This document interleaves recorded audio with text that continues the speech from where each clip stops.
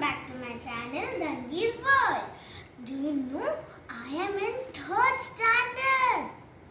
So I am today doing one experiment.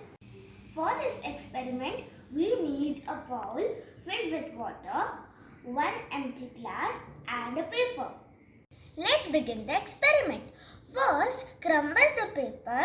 Put the crumbled paper inside the glass very properly so that it should not fall down. See, like this.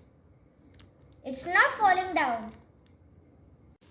Then gently hold the glass like this.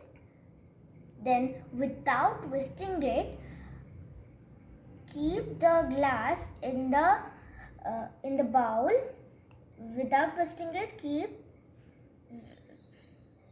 very slowly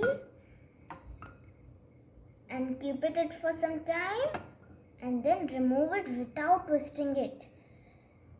And see, the paper is dry, still dry. In this experiment, my observation and conclusion is that air occupies space. Hence, the paper does not get wet. Thank you so much. So guys, do you like this video? Comment in the comment section and don't forget to like this video. Thank you so much.